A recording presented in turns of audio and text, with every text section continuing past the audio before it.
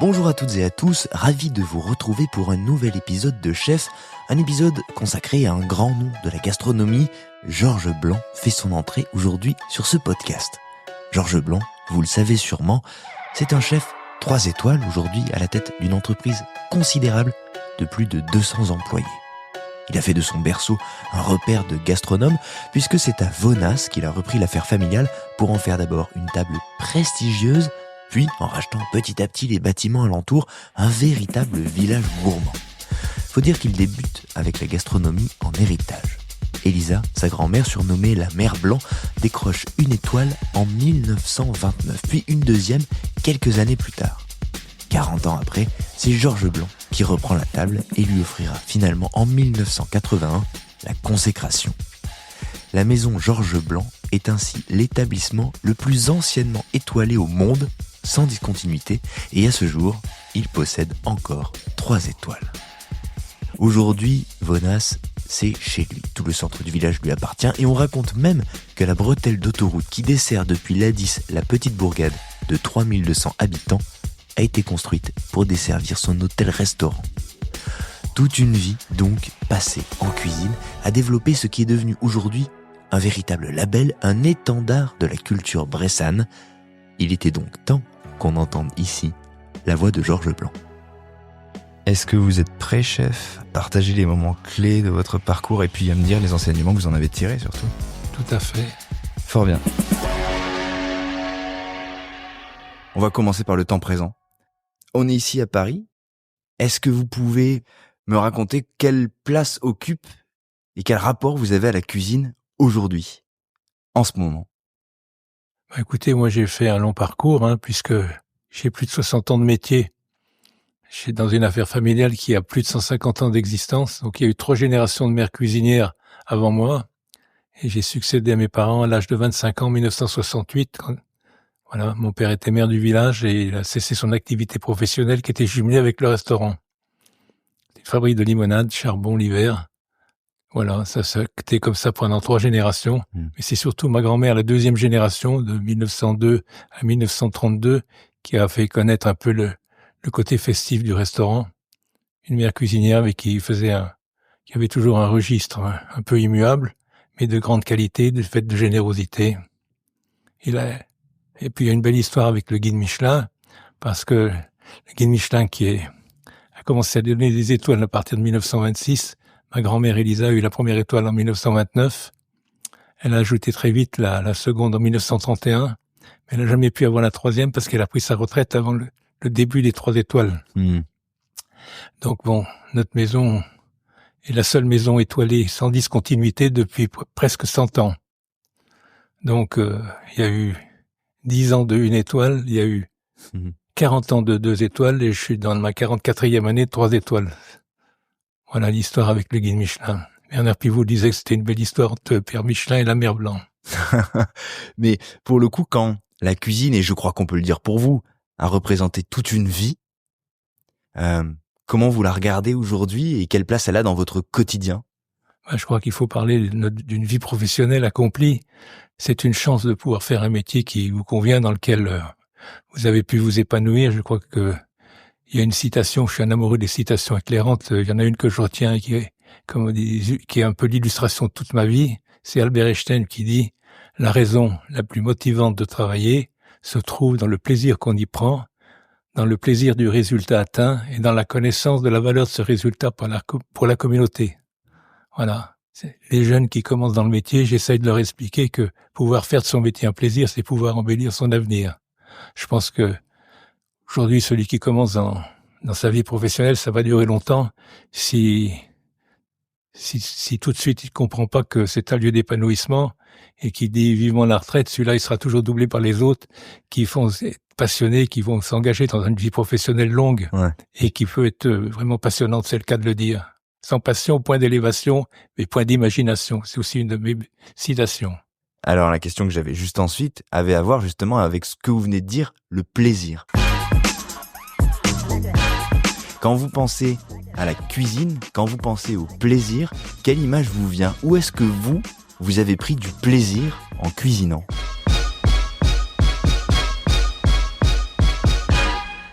Le plaisir, c'est de cuisiner, bien sûr, mais le plaisir, c'est le plaisir final, celui que vous lisez dans les yeux du client que vous rencontrez à l'issue du repas.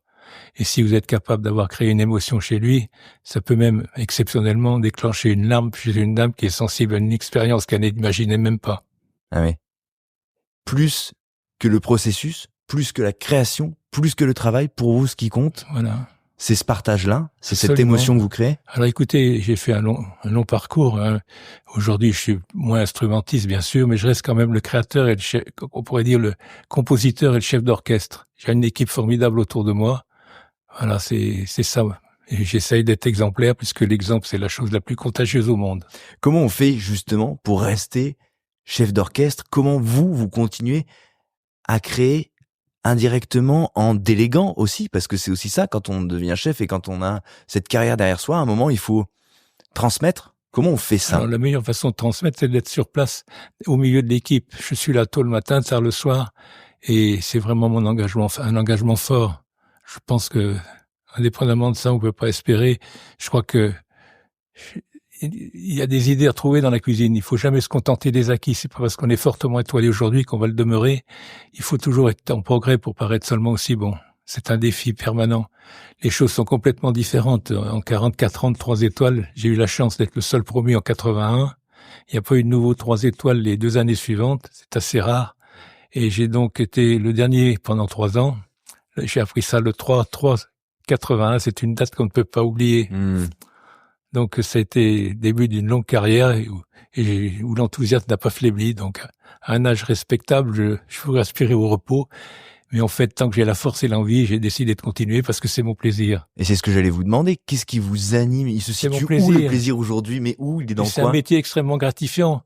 Vous avez vécu le Covid, on a été bouclé pendant 11 mois. Ouais. Là, on a subi cette période d'interruption, mais dès qu'on a été ouvert, on parlait moins de ceux qui sauvaient des vies. On a commencé à parler des gens qui embellissaient les vies. On est des marchands de bonheur à travers notre métier. C'est formidable. Il n'y a pas de métier aussi gratifiant. Là, on se parle de plaisir, on se parle d'émotion, on se parle de partage.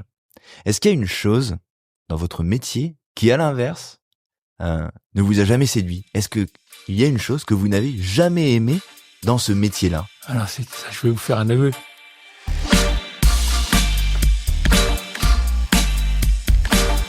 C'était pas ce métier-là que je voulais faire. Quand j'étais jeune adolescent, mes parents étaient très affairés, donc ils se sont préoccupés de moi. J'ai fait 9 ans de pension, j'ai fait les colonies de vacances l'été, donc j'étais livré à moi-même. Et j'avais une passion, c'était l'aviation.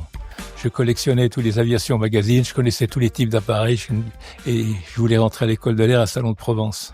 Mais il y a eu une visite préalable et j'étais déclaré inapte parce que je suis daltonien.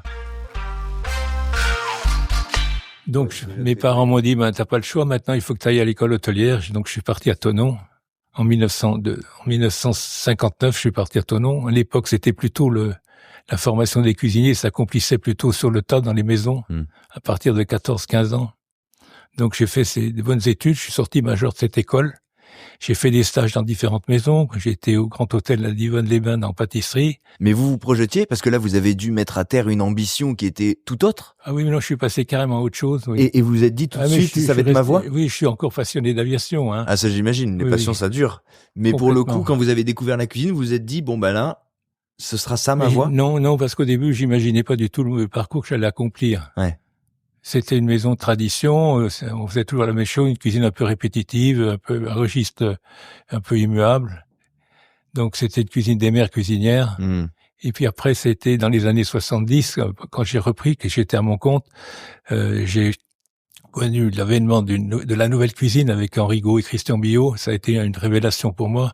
Donc j'ai transféré un peu ce registre, qui était le registre hérité des mères cuisinières, à l'ancienne auberge qui était installée en face. Et tout, on a développé un village. J'ai un peu raconté l'histoire du village. Pourquoi j'ai fait ce village gourmand. Donc on a transféré un peu le répertoire des mères cuisinières qui était mon fond de carte, si vous voulez, pour faire une cuisine plus libre. C'était un peu l'ADN originel. Voilà, plus comment dirais-je, la représentation de ma sensibilité personnelle. Ça a été le grand mouvement qui a changé un petit peu ma vie, et la passion s'est développée et on a été étoilé donc au bout de quelques années. Et bon, après c'est un enchaînement. La première année où j'ai eu 3 étoiles, On était 10 en cuisine avec moi. Aujourd'hui, on est 35 pour servir 2 fois moins de couverts. C'est ça qui a changé. C'est plus exactement la même démarche. Ce goût pour la cuisine... C'est plus le même modèle économique. Ah bah non, plus du tout. C'est plus du tout la même histoire. Mais ce goût pour la cuisine, il est venu progressivement à partir du moment où vous avez monté commencé. En puissance, ça n'a jamais cessé. Mais au début, ça vous a plu tout de suite ou pas, ou vous saviez pas trop? Non, ça m'a plu vraiment. Ah ouais. Qu'est-ce qui a fait que ça... Aujourd'hui, c'est complètement différent, mais je crois que la passion permet tous les dépassements.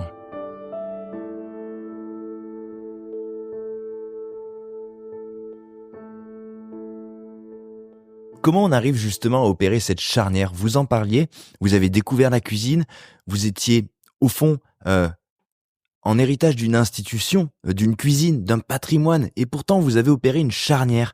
Vous parliez de la nouvelle cuisine. À quel moment et comment vous avez décidé de changer un petit peu cette cuisine immuable dont vous aviez hérité? Ça s'est fait. Le changement, il s'est fait progressivement au fil des années. Vous vous rendez compte, 44 ans. Enfin, je suis arrivé à Venant en 1964. Ça fait plus que 44 ans. Une bonne soixantaine d'années.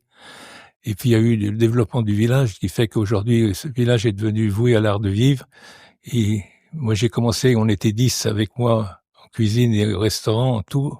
Aujourd'hui nous sommes 220 sur le site de Venant. Donc vous imaginez ce que c'est 220 employés, le nombre de clients par jour calendaire qu'il faut mettre en face de vos clients pour pouvoir alimenter cette grosse machine, la rendre pérenne dans le temps. Eh bien nous sommes arrivés à faire, j'en suis assez fier quand même. Alors, ça vous le pouvez, mais je ne sais pas si vous arriverez à répondre à ça, parce que quand on entend ça et qu'on connaît votre succès, parce qu'on connaît votre cuisine, mais on parle de vous aussi pour ce succès-là, parce qu'il n'y a pas beaucoup de maisons. Oui, c'est un concept qui est né dans un échange que j'ai eu avec un vieux monsieur qui s'appelait Raymond Lévy, qui est le père de l'esthétique industrielle, qui a fait la Studebaker, le LEM pour la NASA, qui a fait Air Force One, il était moitié américain à la fin de sa vie. Et ce monsieur m'a appris des conversations qu'on a eues le soir, puisque j'avais connu 3 de mes générations. Il avait fait un beau dessin sur le livre d'or, un petit avion à action qui était tourné vers les 3 étoiles. C'était en 1966. J'imaginais pas que j'aurais 3 étoiles à l'époque. C'était le tout début de mon engagement à Venant. Non, c'est là qu'on a décidé de faire le village maison par maison. On a acheté une 30aine de maisons et on a protégé l'essentiel. Tout ça, c'est parce que la tendance actuelle, je vous explique. J'avais compris très tôt qu'un restaurant fortement étoilé à la campagne, sans hébergement, ça peut pas fonctionner. Donc on a déjà, dans un premier temps, développé l'hôtel sur place. Aujourd'hui, on a 3 hôtels, 3 restaurants, des boutiques, boulangeries. On a la boulangerie de mon grand-père, parce que mon grand-père maternel était boulanger-pâtissier à Venant. Mon père avait épousé la fille du boulanger. Voilà, donc on a fait un petit clin d'œil à la boulangerie de mes ancêtres. Non, ça a été passionnant à faire. C'est un village hommage. Un petit peu, finalement, à la gastronomie, à votre famille. Les gens viennent vers nous vivre une expérience, ils restent 2 jours pratiquement. Ils vivent le temps fort, c'est le repas au restaurant gastronomique étoilé, et puis ils vont à l'auberge où ils se retrouvent en grand nombre, dans une ambiance qui est un peu la cuisine d'autrefois, mais qui est quand même modernisée. C'était quoi la clé pour que ça marche? Parce que vous le dites, effectivement, pour que des gens viennent au restaurant, si on est dans un coin peut-être un peu plus reculé, en province, il faut qu'ils puissent dormir. Mais si c'était ça, ce serait simple. Il suffirait qu'on achète tous un hôtel au-dessus d'un bon restaurant et ça fonctionnerait. Or, je crois que c'est pas aussi facile que ça. Elle a été où la clé pour vous? Qu'est-ce qui a fait justement que cette maison est devenue celle qu'elle est aujourd'hui? Parce que je vais vous expliquer. Aujourd'hui, un simple restaurant suffit pas à répondre à l'expérience qu'attendent les gens qui veulent vivre un moment incroyable. Chez nous, on a développé un petit peu, c'est ce qu'on appelle une expérience multisensorielle. Donc, les gens viennent, ils ont un choix éclectique d'hébergement, c'est-à-dire le restaurant 3 étoiles, le restaurant 4 étoiles, d'hébergement. 3 étoiles, 4 étoiles, 5 étoiles. Il y a 3 restaurants, dont l'auberge qui est extrêmement fréquentée. Surtout les fins de semaine, on fait plus de 300 couverts par service. C'est incroyable. Et le restaurant fait plutôt moins de couverts maintenant parce qu'on a un travail de précision qu'on peut pas développer sur un grand nombre de couverts. Voilà un petit peu notre modèle économique qui fonctionne. Aujourd'hui, les gens, le rêve commence dans l'assiette. C'est ce que m'avait appris Raymond Lévy. Georges, tu sais, le rêve va commencer dans l'assiette. Il faut que ce soit d'un haut niveau de qualité. Mais ça suffit pas. C'est la table, c'est le restaurant, c'est l'établissement et tout ce qui est autour qu'il faut valoriser par un environnement qui fait rêver les gens avec les lumières le soir, un fleurissement intense. Et tout ça fait que les gens ont envie de venir vivre une expérience pleine et avec un côté ludique, même puisqu'il y a un spa, il y a 4 piscines, il y a plein de choses, d'activités ludiques, ce qui fait que les gens veulent vraiment trouver cette destination comme un lieu de, comment dirais-je, un lieu où on peut aller passer 2 ou 3 jours et qu'on ne s'ennuie pas. Ouais, c'est une destination. Il y a le château aussi qu'on a acheté en 1990, qu'on a modernisé, qui était au départ dédié à tous les événements, les réceptions, les mariages, qui aujourd'hui est un relais château, va être un relais château à partir de l'année prochaine. Est-ce que parfois vous avez entendu, parce qu'à une certaine époque, les chefs qui entreprenaient pouvaient être regardés d'un mauvais œil?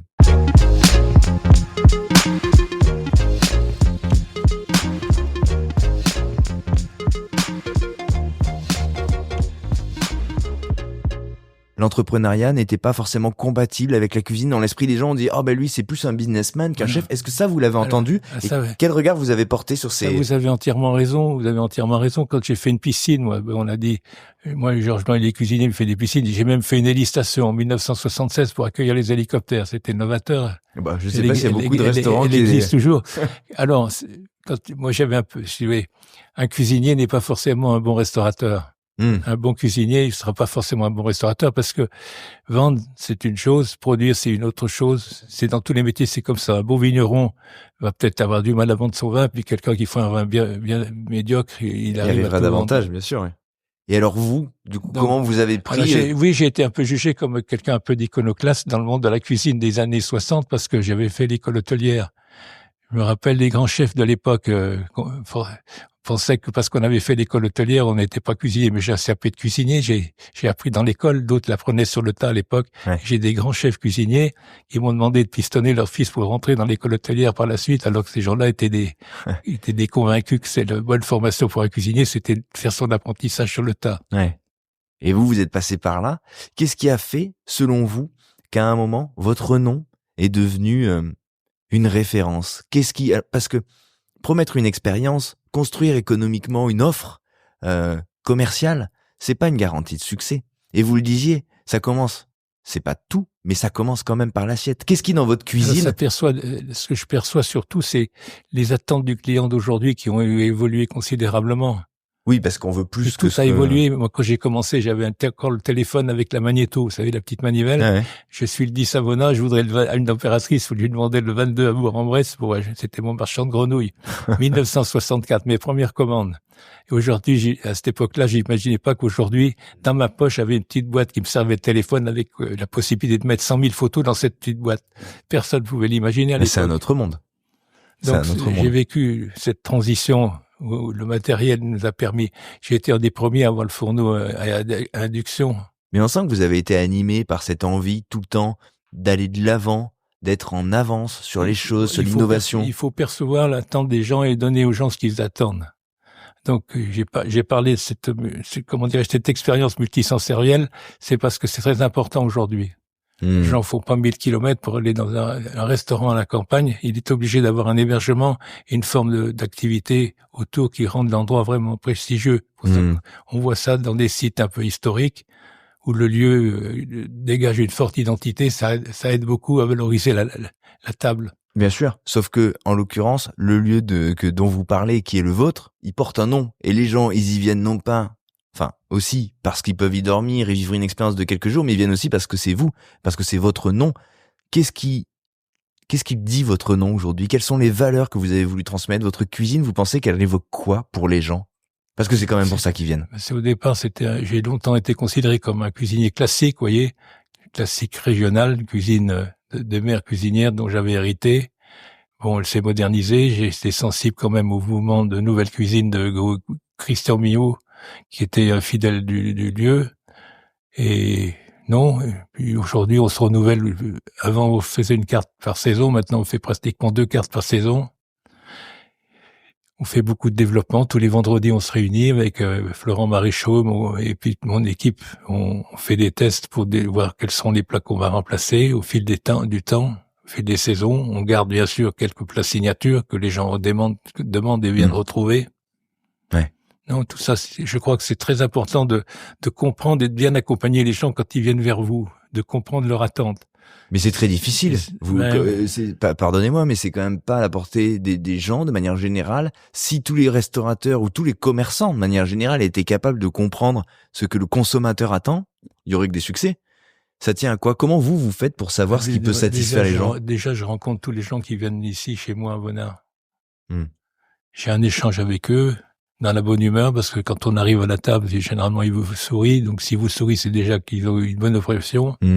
Et c'est facile d'échanger avec eux et on parle de l'histoire de cette maison, on parle de la cuisine qu'ils ont découvert, ils posent des questions sur les plats, les sauces, tout ça. Non, c'est un échange qui est fructueux et qui donne un peu la note additionnelle à la prestation qu'ils attendaient, que tout le monde ne donne pas et qui est un plus, vraiment. Vous, ça a toujours été quelque chose d'important pour vous, d'être comme ça, à l'écoute des gens qui viennent chez vous, parce que parfois certains chefs n'ont pas forcément cette envie ou même cette capacité d'entendre ce qu'on dit de leur cuisine. Oui, mais écoutez, moi, à la différence de certains, s'il y a quelque chose qui plaît pas dans un plat, une garniture qui doit être modifiée, je fais le changement. Mais je suis pas le cuisinier qui va dire, mais ce monsieur, il est pas content de ce qu'il a mangé, mais il a rien compris à mon talent. Ça, c'est prétentieux et c'est pas ce qui fait avancer les choses. On sent que vous êtes à l'écoute, en tout cas, et que vous avez toujours été à l'écoute de votre clientèle. Et de mes équipiers aussi. Ah oui? C'est très important, l'équipe. Vous l'avez toujours été, ça, à l'écoute de votre équipe? Parce qu'aujourd'hui, on parle beaucoup de management dans la restauration. Je vis au milieu de mon équipe au quotidien. Ouais. C'est ma passion le matin. Le matin, quand je viens à mon travail, c'est pas une pénitence. Hein, je sais qu'il va se passer plein de choses différentes. Je vais faire plein de rencontres dont je me nourris. Saint-Exupéry disait, si tu diffères de moi, loin de me léser, tu m'enrichis. Et chaque jour, j'apprends des gens dans l'échange que j'ai avec eux. Et ça, vous l'avez toujours été? Vous avez toujours été comme ça? Parce que des chefs qui sont au milieu de leur brigade, il y en a beaucoup. J'ai envie de ça. Ouais. Et je pense que pour l'équipe qui travaille avec moi, c'est rassurant. C'est une équipe homogène, une équipe qui travaille dans la cohésion. Ça, c'est déterminant pour pouvoir assurer une prestation de grande qualité. Comment on fait pour que ça prenne? Comment on fait justement pour qu'une équipe se soude autour de vos valeurs, autour de ce que vous êtes? Comment on fait pour transmettre ça? Ça dépend au-delà de la présence. Vous avez des gens qui ont envie de conquérir l'Himalaya, pour rappeler une citation. Quand vous vous levez le matin, vous avez deux possibilités. Soit vous vous levez pour réaliser vos rêves, soit vous vous recouchez pour continuer de rêver. Vous n'êtes pas du genre à vous recoucher? Absolument. Moi, le matin, je me lève, j'ai encore plein de choses à faire et de nouvelles idées à mettre en route. Mais oui, mais il faut quand même emmener toute son équipe aussi. C'est une alchimie qui est particulière de souder une équipe. Parce que vous avez envie. Voilà. Et l'équipe, elle apporte aussi son idée. Elle peut vous modérer, elle peut vous booster, c'est un échange qui est fructueux avec l'équipe. Ah, mais c'est pas toujours facile, hein. Tous les chefs ne sont pas capables d'échange, d'entendre, d'écouter. Moi, je sais faire.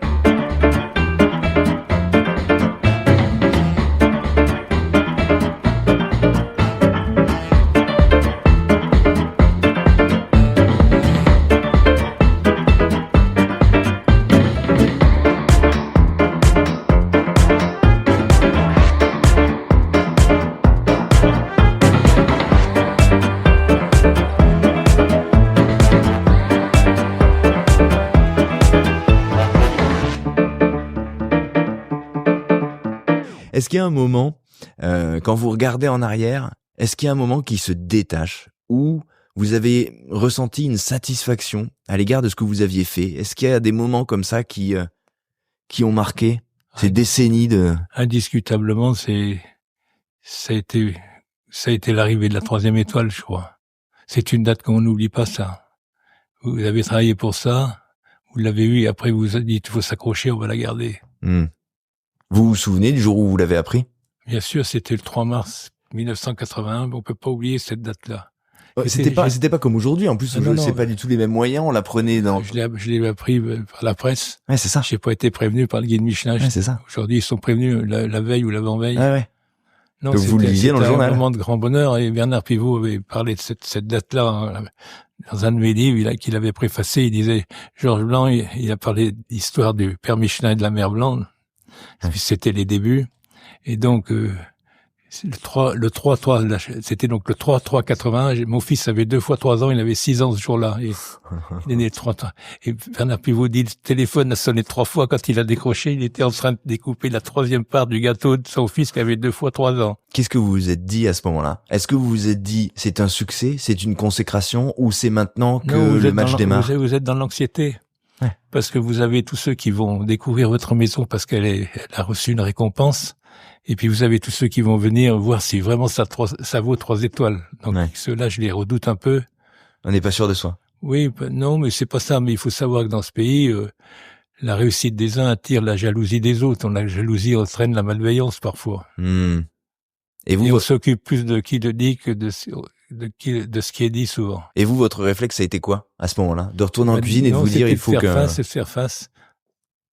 Aujourd'hui, on a multiplié par 3 l'effectif et je vous dis, on fait 2 fois moins de couverts qu'avant. On limite.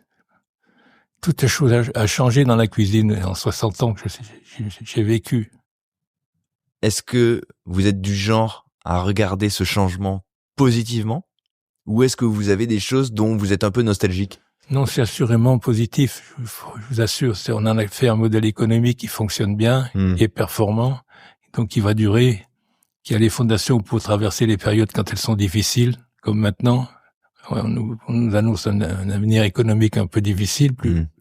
On le sait très bien, on le constate. Mais bon, nous, on a des fondations et on a la détermination pour faire face. Comment on fait évoluer cette offre? Vous en parlez, vous parlez de multisensorialité, du fait qu'on doit ouvrir le spectre de l'expérience finalement. Absolument, qui dépasse l'assiette. C'est déterminant ça. Ouais, bien sûr. Mais sur la cuisine, vous parliez de ces testings, vous parlez justement, quand on se parle de cette 3e étoile, on se parle de ça il y a des décennies. Comment on fait pour continuer à évoluer? Pour rester dans le coup, pour réinventer sa cuisine? Il faut savoir exactement comment vient l'émotion dans la cuisine. La dégustation, c'est primordial. Quand vous avez une assiette, elle est belle, il y a un jeu de couleurs, il y a un jeu de texture, elle raconte une histoire. Quand on vous la présente sur table, bon, c'est une chose, mais c'est pas le contentement de l'œil qui va être important. C'est la dégustation. Il faut que quand la personne va déguster le plat, il fasse un waouh. Il va être bluffé par la profondeur de goût de la sauce, la fraîcheur d'expression, l'harmonie des différentes composantes du plat. C'est ça la vérité. Et ça, vous l'envisagez pour chaque plat? Pour chaque plat. Ça veut dire que le chef d'orchestre, le chef de cuisine, il est pas l'instrumentiste dans chaque partie. Il faut qu'il s'assure que dans une composition, chaque élément qui compose un plat doit avoir son propre assaisonnement. Ça, c'est déterminant. Il suffit pas d'assaisonner une pièce principale et puis de négliger l'assaisonnement de toutes les garnitures ou des compléments de garniture.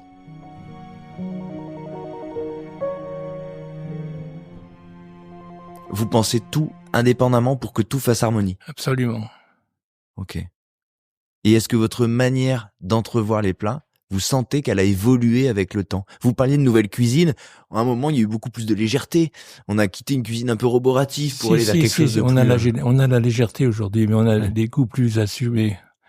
C'est à travers la sauce qui, par définition, est l'assaisonnement liquide d'un plat qu'on peut parler de profondeur de goût. Pourquoi vous dites que c'est plus assumé? Parce que les sauces d'aujourd'hui n'ont rien à voir avec les sauces qu'on faisait il y a 60 ans. Elles étaient élaborées à partir des grands fonds de cuisine, et elles étaient toutes un peu classiques.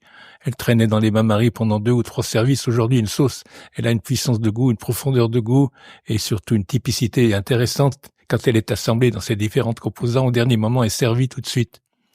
C'est comme l'homard, je vous explique l'homard. C'est comme la volaille.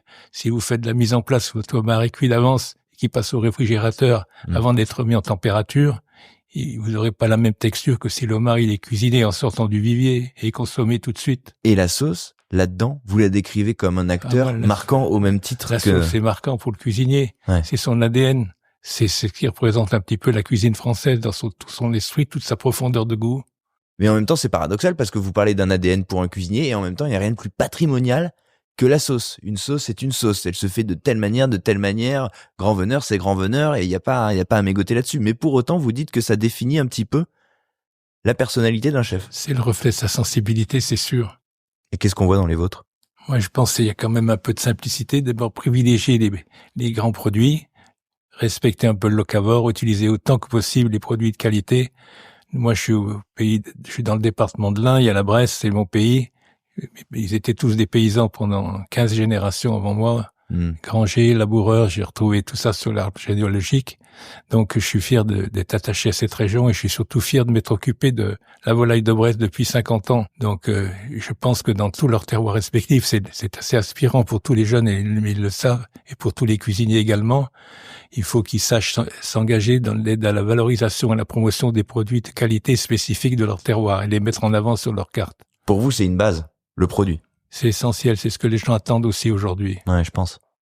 Est-ce que vous avez eu sur votre route des gens qui vous ont inspiré, des figures? On parle parfois de mentors. Est-ce qu'il y a des figures sans forcément avoir travaillé avec eux, mais qui vous ont... Alors, si vous voulez, on parle beaucoup, même encore aujourd'hui, il a disparu en 1990, c'était Alain Chapelle, qui était mon voisin. Il était à 20 minutes de chez moi et il avait 50 plus que moi. Il était parrain de mon second fils, Alexandre.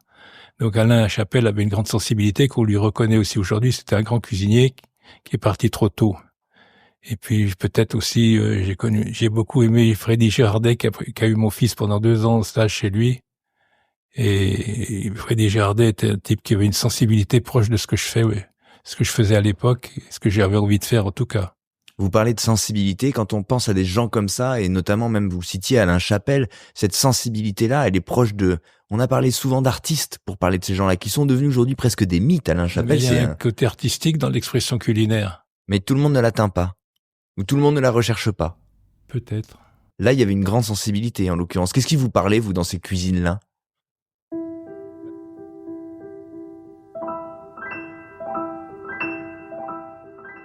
Ouais, c'était parfaitement assaisonné. On prenait du plaisir à la dégustation. C'était une belle histoire à travers chaque plat. Même quand on reproduisait des grands classiques comme le gâteau de foie blond baigné d'une sauce aux queues d'écrevisse de Lucien Tendré, je crois qu'Alain Chapelle faisait ça. Il le faisait à merveille. Et les gens venaient pour ça. C'est des choses qui ont marqué votre mémoire. Vous les ressortez comme ça, comme si vous les aviez mangées hier? Oui, absolument. L'oreiller de la Belle Aurore, on en fait de temps en temps, à la période de la chasse. C'est mythique.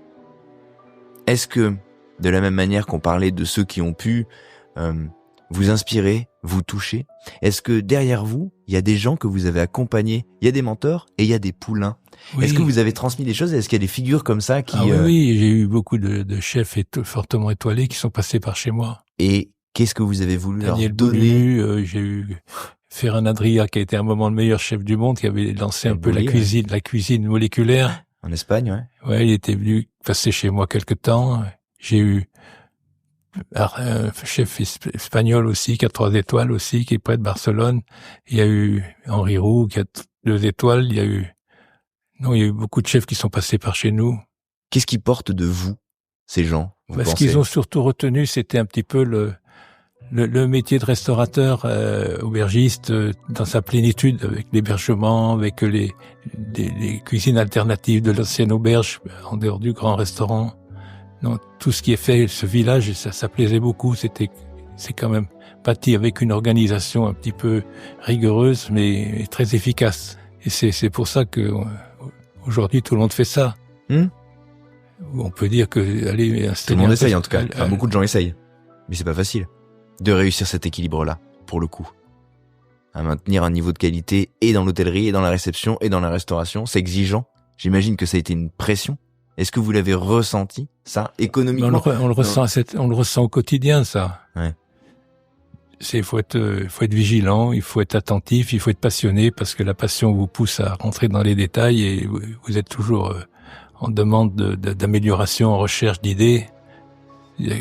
Ça vous tient, c'est en vous-même, cette force, elle est en vous. Si vous avez cette force, vous pouvez avancer, vous continuez d'avancer.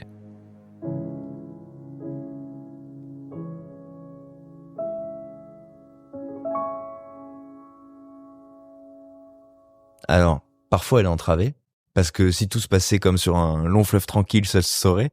Est-ce que vous avez en souvenir un mauvais service? Est-ce que vous avez des souvenirs où ça n'a pas marché? Non, où j'ai eu des naufrages, 1 ou 2, c'est dans les promotions à l'étranger. Pendant une quarantaine d'années, les 4 chefs 3 étoiles de l'époque, ça remonte aux années 80, eh bien, il y avait Paul Bocuse, bien sûr, qui était un peu le chef de file de cette grande cuisine française classique. Qui commence à Il y rayonner. il y avait Pierre Troisgros, il y avait encore Alain Chapelle, je crois, il y avait Monsieur Pic, le père d'Anne-Sophie Pic, Mhm. et j'en oublie un peut-être. Donc, nous avons fait des promotions aux 4 coins du monde. Et on a souvent eu des aléas. Et moi, j'en ai fait aussi singulièrement, tout seul, comme au Brésil, où j'ai vécu un naufrage incroyable, parce que je suis arrivé dans un hôtel. J'avais un ami qui s'appelait Zé Hugo Celidiono, qui était un journaliste brésilien, chez qui j'avais été faire des cours de cuisine. Il m'avait invité, j'adore le Brésil. Ça remonte aux années 70. Et il me dit, Georges, faut que tu viennes faire un repas pour toute la presse et mes amis. On sera 200 et on le fera 2 jours de suite et il faudra que tu nous fasses pas le même menu les 2 jours suivants. Je dis, je peux pas. Je suis tout seul avec 1 ou 2 de mes cuisiniers. Je peux pas faire 200 couverts avec 2 menus différents. Il y a beaucoup de mise en place à faire. On fera le même menu les 2 soirées. Alors, j'avais négocié comme ça, c'était acquis. Par contre, ce que je savais pas, c'est qu'il y avait peu de matériel. Personne parlait français, personne pour nous aider, personne parlait anglais. Et donc, il y avait notamment un dessert glacé. J'avais besoin d'une turbine on a travaillé sur les fruits. J'avais pu trouver l'aide d'un chef cuisinier qui était au Méridien à l'autre bout, à Copacabana, alors que nous étions au Botafogo. Donc, on a passé beaucoup de temps à préparer ce dessert, à presser les fruits, etc. Et on a mis ça dans le véhicule de l'interprète qui m'accompagnait, qui était chargé d'aller au Méridien faire la glace. Et pendant le parcours, le container a baigné dans la voiture, tout le sirop, tous les fruits, tout ça a tout coulé dans la voiture. Il a fallu tout recommencer. On a eu beaucoup de mal à faire ça. En plus, les fours marchaient pas. Il y avait que des problèmes. Mais on y est arrivé quand même parce qu'au Brésil, les gens passent à table très tard. Et donc, on a réussi à être prêt, mais on a frisé vraiment le naufrage. Donc, ça a toujours été un peu difficile.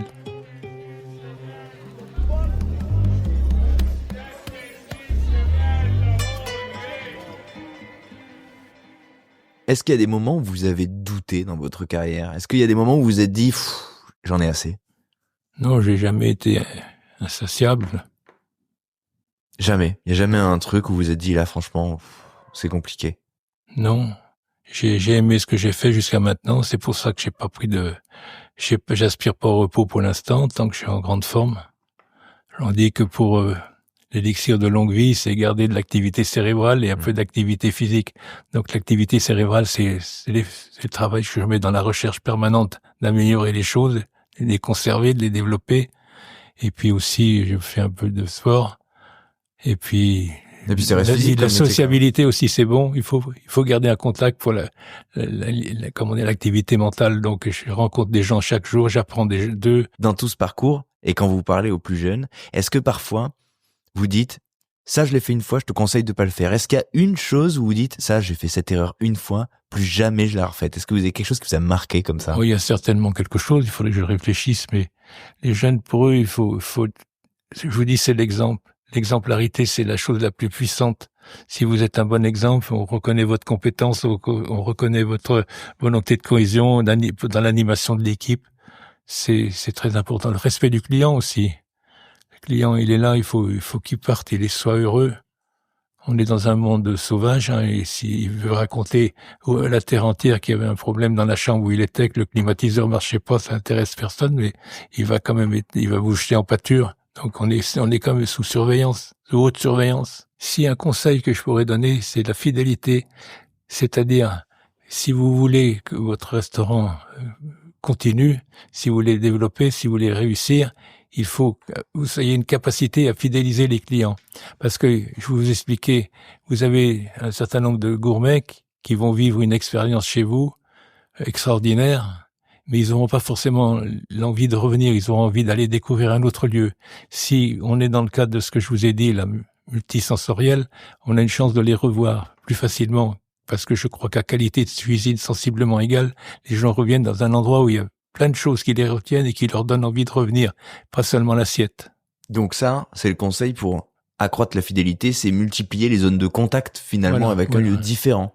Voilà. Ça passe aussi par ce qu'on est, j'imagine, par l'accueil, par l'incarnation. Vous aussi par votre manière certainement d'aborder vos clients.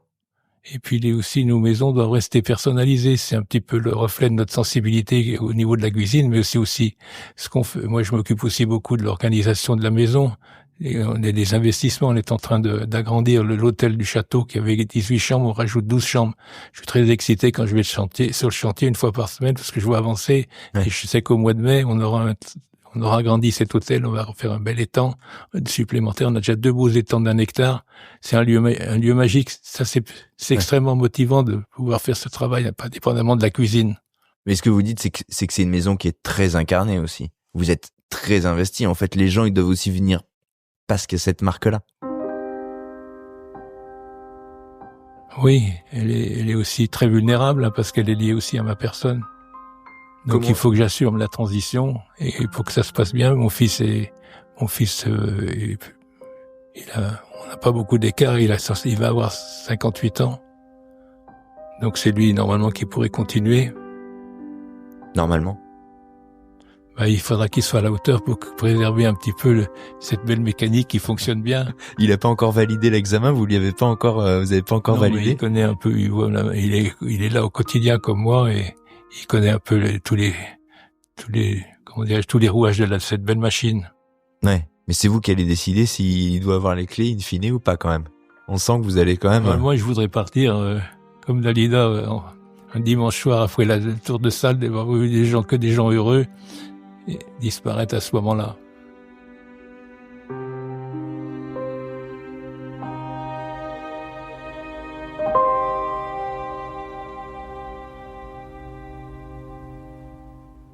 Il y a quelque chose quand même qui émaille souvent le chemin d'un cuisinier, c'est la critique. On parlait de la critique et du regard des clients.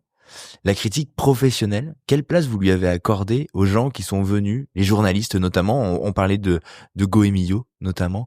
Quelle place vous avez accordée au regard que portaient les journalistes gastronomiques sur la cuisine que vous proposiez? J'ai toujours vu le regard positif parce que nous, les journalistes ou la presse en général, ou même les gens qui sont spécialisés dans la critique des restaurants, je pense que c'est déterminant. Je crois que vous êtes en fait le faire savoir de notre savoir-faire, on peut dire. C'est tout à fait ça. Donc il faut le respecter, même si un jugement est négatif, pas seulement de la part de journalistes, mais de la part d'un client. Il faut prendre ça comme un service qui vous rend et vous a éclairé sur un dysfonctionnement.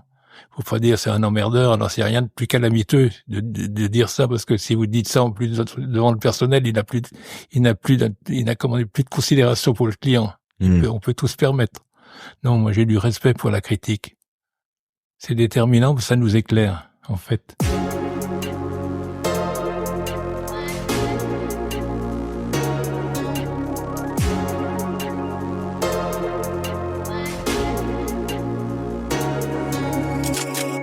J'ai encore une ou deux questions à vous poser quand même parce que il y a quand même quelque chose qui est déterminant dans la carrière d'un chef et surtout, en plus d'un entrepreneur, c'est l'entourage.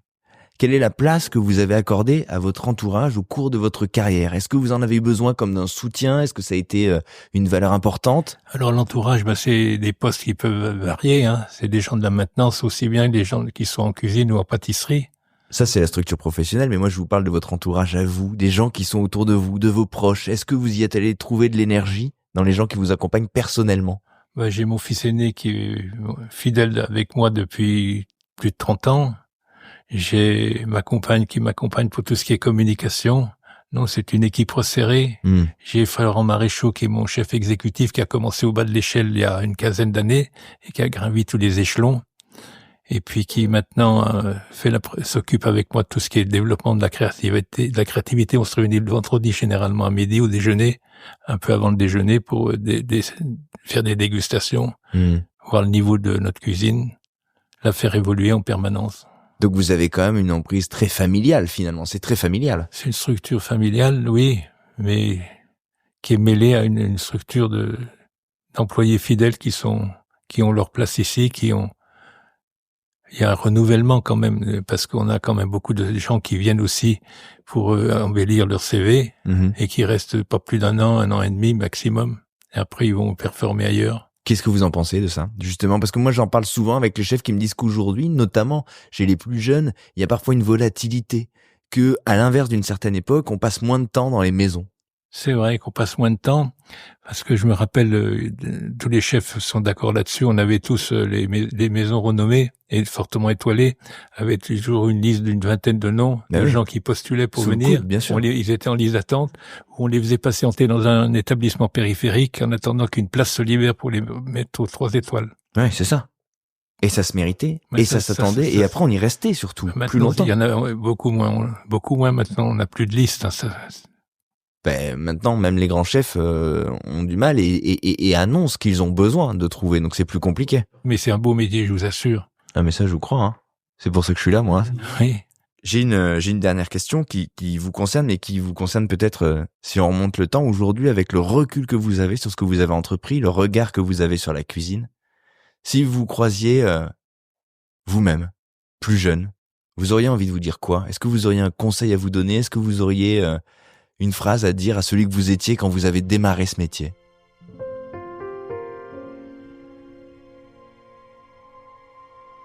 Je dis que c'est le plus beau des métiers parce que vous rendez les gens heureux. Vous pouvez être et vous le percevez, ça. Vous le percevez dans l'échange que vous avez avec les clients et tout le personnel. C'est comme un théâtre, hein, le restaurant. Et nous, on est les acteurs. Donc, il faut pas rester côté coulisses. Il faut aller il faut aller à la rencontre du public. Comme quand la représentation est terminée, on présente les acteurs. Je pense que les acteurs en salle, ils sont présents, mais les cuisiniers, je les représente quand je vais à la rencontre de mes clients après le repas. On sent que vous avez une gourmandise de ça, que c'est un truc dont vous ne vous lassez pas, ce lien avec les clients. C'est très important parce que c'est très éclairant en plus. Et c'est très rassurant. Si on mesure dans l'échange. Vous avez plus besoin d'être rassuré, vous, quand même. On mesure dans l'échange, en tout cas, on mesure la sincérité du client. Vous avez encore besoin d'être rassuré par les clients? On a toujours besoin d'être rassuré. C'est un petit peu une drogue. Une addiction. Elle vous va bien. Mais ça me plaît.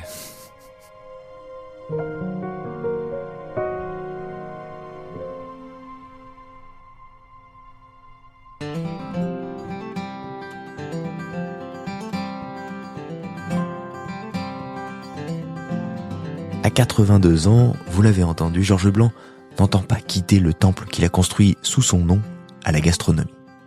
Et avec une 60aine d'années de cuisine au compteur, vous l'entendez aussi, il trouve encore le goût de l'échange.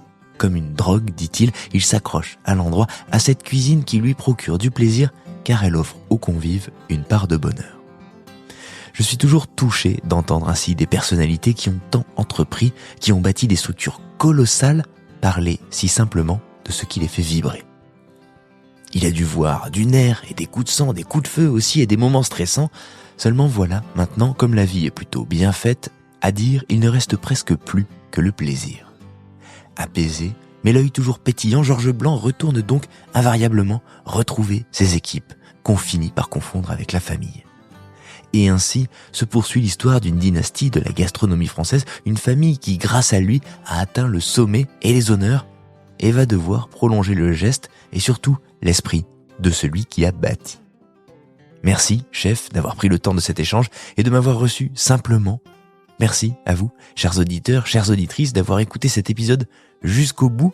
Merci, si vous ne l'avez pas encore fait, de noter ce podcast. Moi aussi, j'espère un maximum d'étoiles. Sachez qu'en tout cas, c'est ainsi que vous soutenez mon travail et cette envie, surtout, d'éclairer toujours celles et ceux qui, par la table, nous font vibrer.